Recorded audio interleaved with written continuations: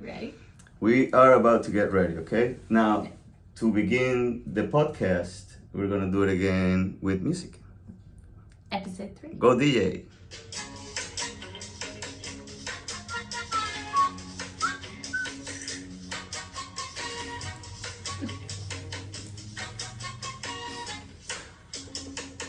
Welcome! Little salsa dancing. Yeah.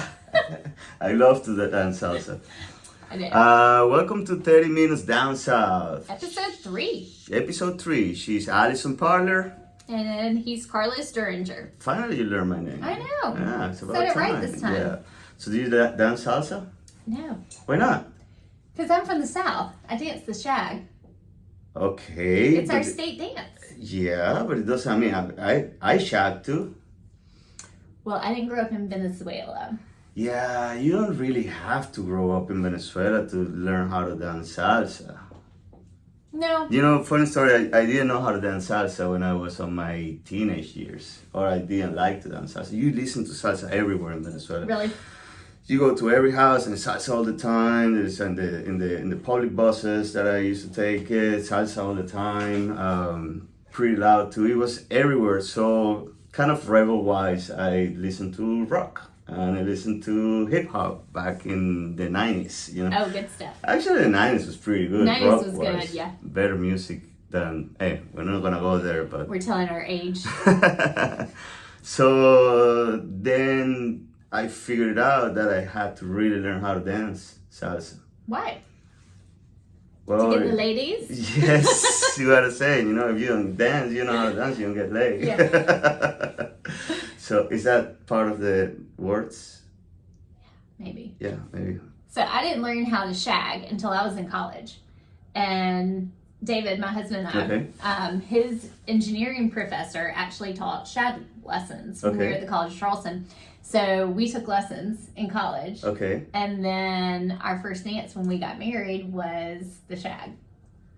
The shag is a very interesting dance. Let me tell you. It's a combination of a lot of dances. Yeah, and it's not easy. Mm-mm. You know, I thought it was It's a lot of footwork, and you have to have loose hips, and just once you get it, you have to let yourself go, or it's. I don't be have a problems stiff with the dance. loose hips and the footwork. It's just that it feels like you're counting. You're counting the steps. and 1, it's- 2, 3, 4, 5, You know, 6. I have not problem, but I find it more difficult to dance with somebody that is counting the steps when I'm dancing salsa. Right. I've been into like ballrooms where they teach salsa, and I just went to those classes, you know, and I see everybody 1, 2, 3, 6, 7, 8. 1, 2, 3, That's 4, when you're 5, so 6, stiff. 7, 8. And why can't you just listen to the music, you know? Just feel it. I think that the best way to learn how to dance salsa, a lot of people have asked me what do I suggest to, you just listen to the music. You listen to the music, you listen to it, and then you actually listen to it.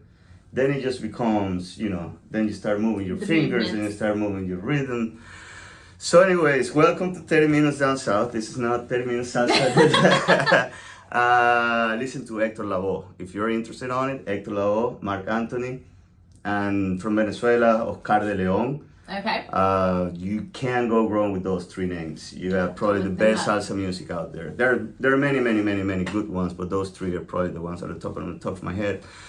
We were on episode 2 talking about we were going to talk about REITs. Yes, and we ran out of time. EIT when we run out of time, and what the effect they have on the market. So tell everybody what REITs are, because that's not a term that I'm super familiar with. Haven't had a lot of experience with it in my real estate career. So Well, explain it a little bit.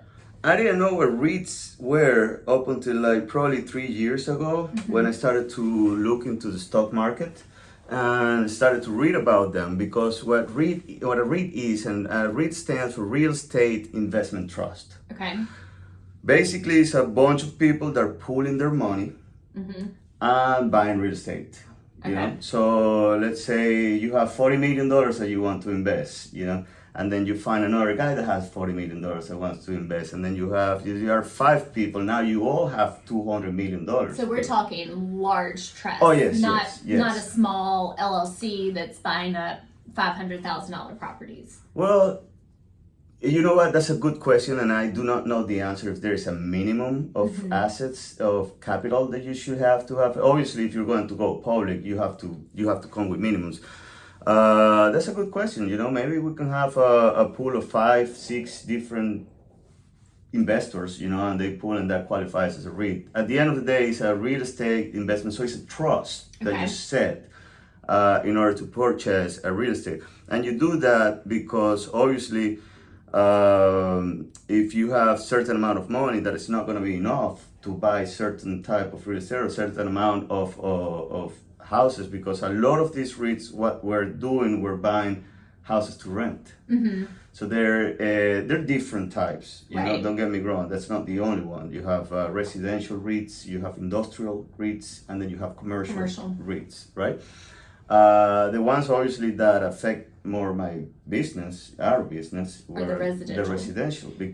So I'm assuming those are the people, like there's a guy I listen to out in Arizona, and Arizona is having a hard time with their housing market right now because so much of it has been bought up in the last 2 years by investors strictly for rental use. Correct. And now they're trying to get rid of those investments, and they can't.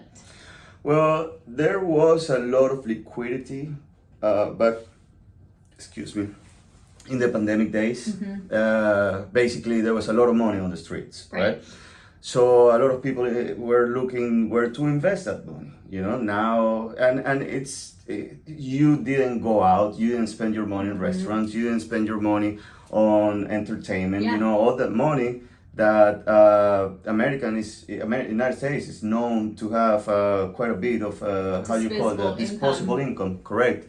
Now it becomes okay, what are we doing here? You know, and then the stock market and the investment market became flooded with that money, right? So obviously a big chunk of that money went to the REIT's coffers. Okay. So if you're a residential investment trust that works with residential, real estate investment trusts that invest in residential, now you have extra money. So what do you do with that extra money? You buy real estate. Properties. You buy more properties.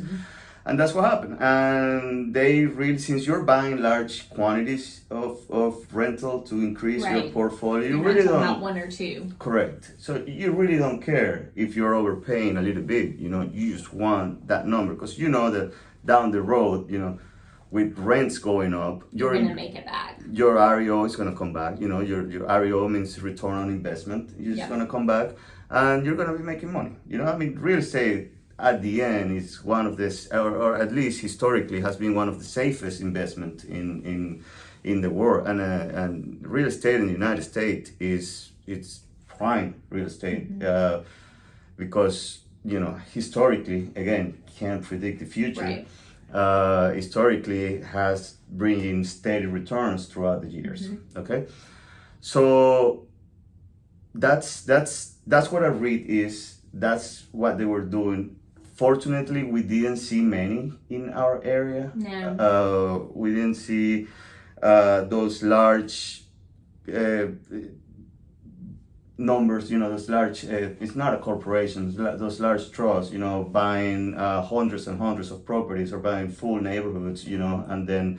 And I think that's why we're more stable in our market now. Correct. And it's, yes, that's exactly what we are, because I don't think that at least in our market, we are in a bubble, Right. At least the conversations that we had and the numbers that we've seen seem to me that it's not, what's a bubble? A bubble is like something created fictionally, and then at one moment just explodes and the reality sinks in.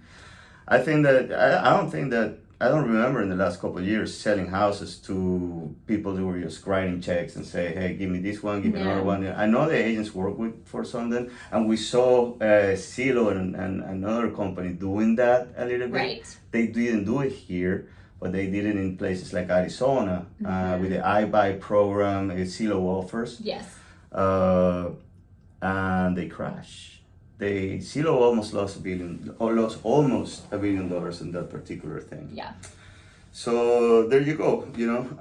Why it's important for us to know that? I think that it's important because that way you can have a little bit of a separation of the numbers that you see on national scale when you compare to the numbers that you see on a local scale.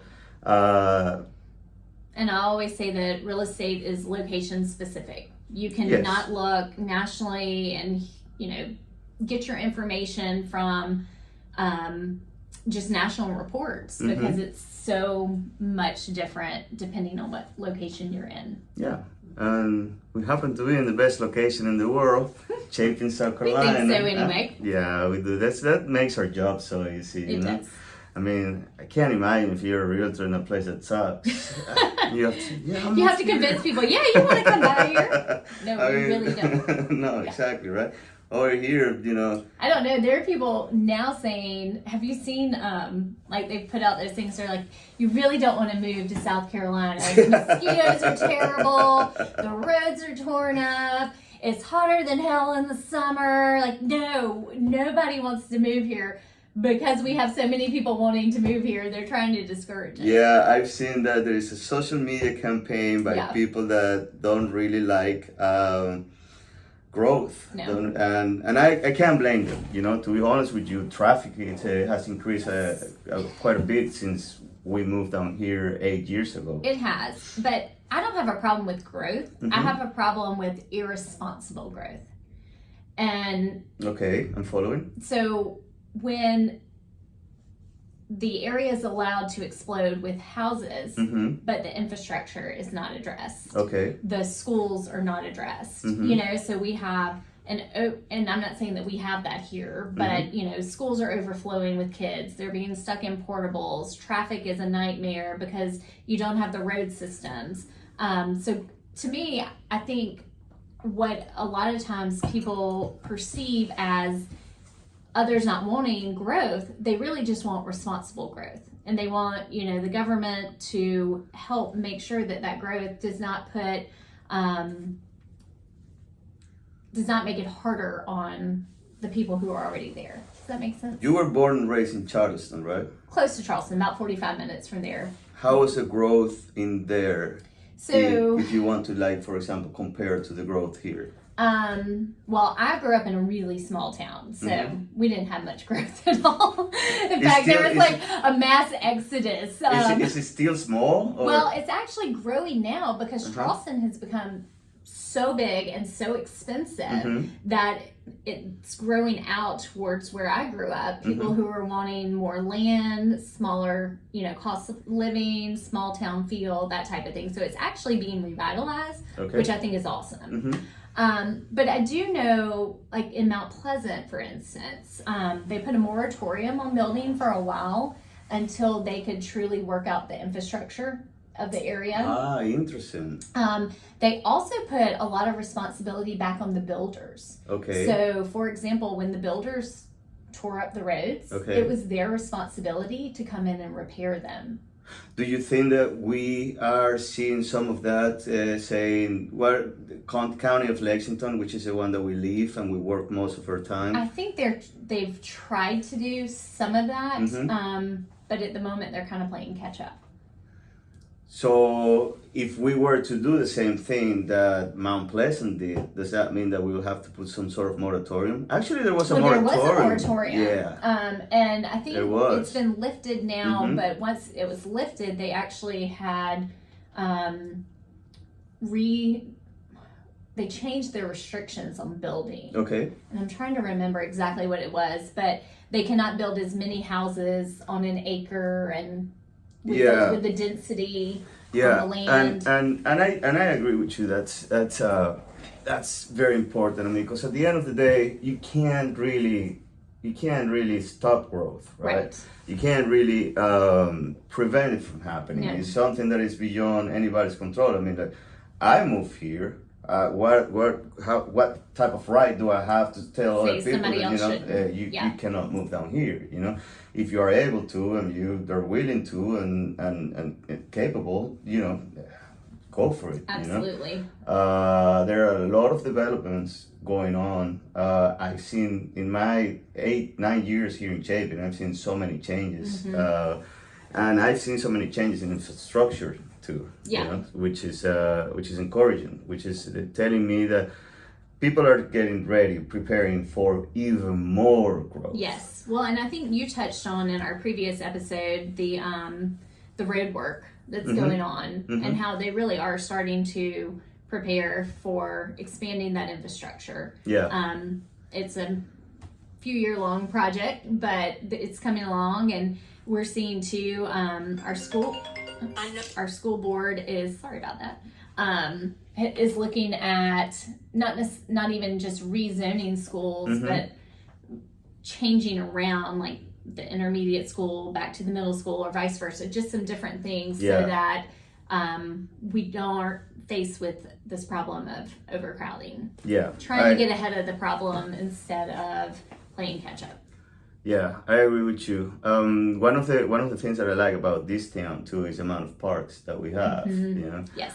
I use a lot Crooked Creek Park, Melvin Park too. They're beautiful fields. Do you play any sports? Not currently. I used to, but you know what I want to get into is pickleball. Pickleball? Yes. Have you heard? I have not. We have tennis courts in my neighborhood, and some of the adults are now doing pickleball. I have a hard time saying that. Okay. At night, like once a week or something. So I'm like, I gotta get out there and learn that. But my fear is my eyes are terrible, which is why I quit softball years ago and tennis. Maybe you should pick a sport that you don't have to hit a ball. Probably should. Hey, we're going bowling Thursday night. Maybe I should start my own bowling league. There you go. So you were saying about pickleball. Yeah, I just think it'd be fun. I mean, I like being outdoors. I like being active. Yeah. So I think that would be a good, fun adult sport. I do play golf a little bit. Yeah, you mentioned that one time. Like, so I played twice in the last 20 years, and but they were both in the last 3 months. For the PGA, I am ready right? for the PGA, yes. Yeah, but it was both in the last 3 months. Allison, twice in the last 20 years doesn't really count. I've been busy. I know. I do not doubt that, but twice in the last 20 years. Well, I think, you get to an age sometimes, that elevated age that we're at, where you're like, I wanna do things fun again, and not just, bring that age thing when you're what? You're 31. You're 29. 27. 27. I'm 41 and 17. No, you're not 41. So are you? Oh, that's right. We got the same age. Yeah. But yeah, I mean, I was finally like, you know what? I want to do this. I've been saying for years I wanted to get back into playing golf, and a friend of mine who's a commercial lender, she called me up one day and she said, hey, do you want to go play golf? I said, you play golf? She goes, well, here's the deal.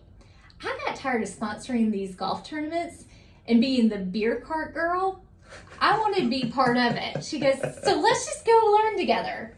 So that's what we've been doing. Nothing wrong with being the beer cart girl, right? I've been the beer cart. It's fun. It's fun. Guy. Yeah. Yeah. But sometimes you want to be seen as more than just the beer cart girl. Well, let me tell you something about my perspective on sports in our area. This is sports paradise. Sports heaven. Sorry. No, go ahead. I saw the new complex that you posted about this opening. What complex? What are you talking about? The sports complex, like the indoor. Oh, yeah. That's cool. That's a friend of. He used to be the pitching coach in Newberry. Okay. Newberry College, and he's opening his own business. So he has. It's pretty cool because he's had a couple of batting cages in there. It's all turf. He's gonna do obviously one-on-one classes. He's gonna do group classes. It's called 4Cs Sport Complex, and it's right off 76. Okay. There was nothing like that in Chapin, so he's gonna be the first one in Chapin, and it's right there off 76. I think that it's going to be a pretty good place. When you play baseball, 90% of the time you want to play it outside. Yeah. Right? But we live in a very rainy place. It rains. Especially when you're playing. It felt like Seattle over the winter. I mean, we got a ton of London, rain. yeah. And we normally don't get that much, but we live in London, South Carolina, mate. London, South Carolina? Anyway, what I was saying about the sports here is it is very, very interesting, the level of competition. Yes, very competitive. Very extremely competitive in not just baseball, you know. No, it's across the board. Even in rec sports. So when we moved here 10 years ago, my daughter, my oldest at the time, was 7. Yeah. And I enrolled her in dance and gymnastics. She had been taking dance, but had not taken gymnastics. Salsa? And jazz and tap. I remember going to her first gymnastics class and seeing all the other girls, and I was like, holy crap. Oh, These kids have been like in gymnastics since birth. I mean, she was already behind at 7. Oh, yeah. And I have mixed feelings about that. You have mixed feelings about the dedication and commitment? It's not the dedication. I feel like, and I don't think it's just local to our area, but I feel like kids these days are forced to make a choice in what sport they're going to play. Like when I grew up, we did everything. I mean, we played tennis, we played softball, we played basketball, I cheered. And because I was in a small school, if everybody didn't play everything, you couldn't field a team, you know? Not just because you were good. No. It didn't matter if you were good. You were alive, warm body. Let me interrupt you here, you know, because yes, I think that you touch a great point. I mean, nowadays, the kids get so specialized in their sport that the only way that they can even dream about playing for their school and represent their school in certain sports is by dedicating themselves to a lot. Because it was crazy to see the level of all the kids in the middle school team. You know, they were really good. They're really so good, you know. But don't you think it causes early burnout?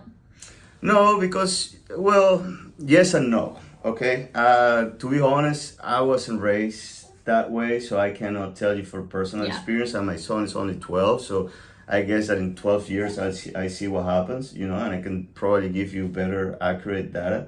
But he loves what he's doing right now. He does, and that It's to a me passion for him. is the most important thing when you bring your kid and you expose your kid or somebody else's kids or whatever to any sport, you know. Like, I think that it's more important to feed that passion for the sport just to have the rewards of that passion of practicing that sport, rather than, we're going to do this because that's the only way that you're going to get a full ride in college, you know, or because think they have to be passionate about it. Yeah, and you know, and if you're not that passionate, that's fine too. You really don't have to be 100 passionate. There are other rec leagues. My kids are not that passionate. They've tried everything. Everything? My middle one's in dance again this year. Yeah. After she had taken a Get her to dance salsa, She man. told me the other day. She what said, type of dance she does? Lyrical, jazz, and ballet. Yeah. But she told me the other day, she goes, Mom, I don't think I'm going to dance next year. I mean, I know I'm really good at it, but that's what she says. She's 9. I know I'm really good at it, but I think I'm going to explore some other options. What are the options? She wants to play softball, take gymnastics, and tennis. There you go. Well, she can practice softball in the 4 Cs. I know, that'd be cool. That is one really good thing about this area, is there are so many options. If they aren't dancers or they aren't baseball players, it might be horseback riding. You know what we're missing though here? What?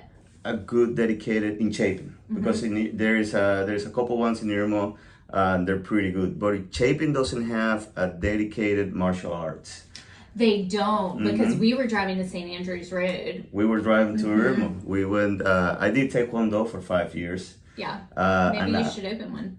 No, I don't have the time. I wish to, but no. And now we're into boxing. We do boxing in White Rock. I've been doing this, it's almost going to be a year. I've done so many sports out, and I can tell you that boxing really kicks my It's full body. Oh, yeah. So anyway, back to Chapin. And you know what? I can talk about sports in Chapin for hours and hours and hours, because that's also one of the reasons why we decided to move down here. Let me tell you a little story about it. When Damien was... He always has a story. When Damien was, I want to say, a year and a half, I would always ride my bike to my work. We're living in New York City, right? Well, actually, we're living in Hoboken, which is right next to New York City. And for us to go from my house to his daycare, we had to go through 10 blocks. You know, imagine in busy intersections on a busy city. So we had to go 10 blocks to them. He started to use the scooter, two-wheel scooters. It was most difficult to do, and you have this little tiny 1 year and a half, you know. Oh my so goodness. I'd ride my bike in front of him. He will be chasing me, and then I park in the middle of the intersection. Oh, that gives me so much anxiety just thinking about it. I thought you were going to say you put him in a baby seat on the back of your bike. Oh, I did that once. I did that several times, and then I had it on the back. I didn't have it in the front. And the front is stupid. Yeah. I don't think it's safe to put your kid on the front, so I put it on the back. One day I forgot he was there, and I was just like sliding through the vehicles, and Elise was behind me, and she was just like yelling at me, "Stop! Stop!" And I just completely zoned out, and I was like in and out of cars, and people were honking at me. Like, there's a baby on there. I was like, "Oh shit, my baby." You good, David? David was sleeping. He was taking a nap, you know, it was right off his life. So he went to his daycare on a scooter. That's you know, nuts. Before he was 2 years old, right? So I parked I parked my bicycle, I parked his scooter, and we'll take him to the classroom. There is a kid over there.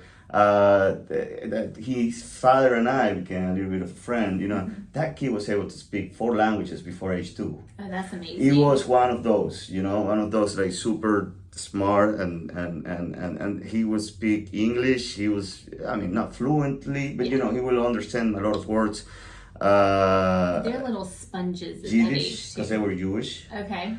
Italian, and he was touching some words in French and in Spanish, you know, so Spanish, English, Italian, and Yiddish. So, you know, at that point, Damien's only word was fast. So the guy was like, "Man, your son is going to be such an athlete. Well, you know, your son is going to probably represent him. I want that guy representing my son." But that makes me think about raising him in a place like a big city, you know, with limited space for open air sports, and limited place for just going out and sweat outside. Also, the weather is different too, you know, so much it's very limited. To be outside year round. Not just in space, but weather-wise. And when we came here, you know, it's like music to my ears, watching all these beautiful baseball fields, the grass, you know. It was definitely one of the reasons, you know. And for my son, you know, I think that it was a great decision. You know, he started to play soccer. We started to do taekwondo together. I coach his baseball team. Mike DiMaria coaches his first soccer team. I got another story with Mike, and he's gonna love this because you have 90 seconds. I got 90 seconds, quick. So I was breaking into the industry as a real estate agent, right? So I figured out with my background in photography, I'm gonna offer all the kids pictures, and then that way I can get the parents' emails, you know, I can get and I can get in touch with them. So I set it up. An ulterior motive. Of course, you know, marketing. I mean, come on, everybody does, right? So I went into, you know, present myself, and I take the pictures just fine. You know, emails, boom, boom, and I take the pictures for all the team. I will send you pictures. Guess who sponsored the t-shirts? Mike DiMaria with Remax. So now he put his name all the way in the back. So it says Mike DiMaria with Remax. So I'm taking pictures of the other kids advertising his name. Great start as a realtor. So he was a better marketing person than you. He at was, least at that point. And he had more money. So he could pay for the shirts. But anyway, 30 minutes on the nose. That's right. Man, time flies. It does. I really think that 30 minutes is a good number. Feels good to me. It does, right? Yep. Anyway, see you next week. We're going to keep trying to do this once a week. Once a week. Let us know what you think. We love constructive criticism, feedback. Not really. Well, be nice. Ciao.